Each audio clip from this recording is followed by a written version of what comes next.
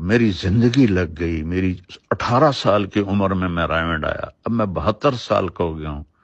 کم بختوں تمہیں یہ سمجھ میں نہیں آتا کہ میں ایک بہت بڑے خاندان سے اللہ نے مجھے ادھر ایک بہت بڑی قربانی کے ساتھ یہاں پہنچایا، اور تم نے مجھے کھلونا بنایا ہوا ہے۔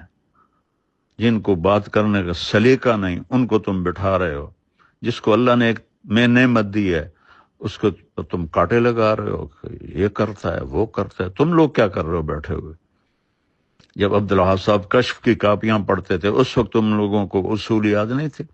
یوسف قریشی کو تم لوگوں نے بنایا ہوا ہے، راول پنڈی کا فیصل وہ تو مولوی صاحب کا ساتھی ہے۔ یہ صرف میرے لیے سب کچھ ہے۔ میں تو چپ کر کے ایک طرف ہو کے بیٹھ جاؤں گا، مقامی سے روزہ لگاؤں گا، شب جمعہ میں جاؤں گا، گشت کروں گا، کوئی تبلیغ تو نہیں چھوڑنی میں نے مرتے دم تک۔ تمہیں شرم دلا رہا ہوں اور تمہارے ساتھیوں کو شرم دلا رہا ہوں کہ اللہ سے ڈرو، اللہ سے ڈرو، اللہ سے ڈرو۔ تمہارے دلوں میں نفاق بھرا ہوا ہے، منافقت بھری ہوئی ہے۔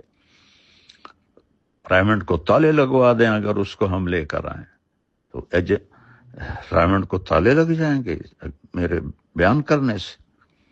بہرحال میں بہت دکھ میں ہوں، اس لیے تمہیں پتہ ہے اتنے سال سے کٹھے ہیں، میں نے کبھی ایسی بات، لیکن تم لوگوں نے ظالموں مجھے وہاں تک پہنچا دیا ہے کہ میری بس ہو گئی ہے۔ اور تم بھی انشاءاللہ تیار رہو، تمہارے بستر بھی گول ہونے والے ہیں۔ اگر تمہاری یہی بد اخلاقی اور یہی منافقت رہی تو تمہارے بھی بستر گول ہونے والے ہیں۔ مولوی بٹلہ صاحب امیر ہیں، کس نے ان کو امیر بنایا ہے؟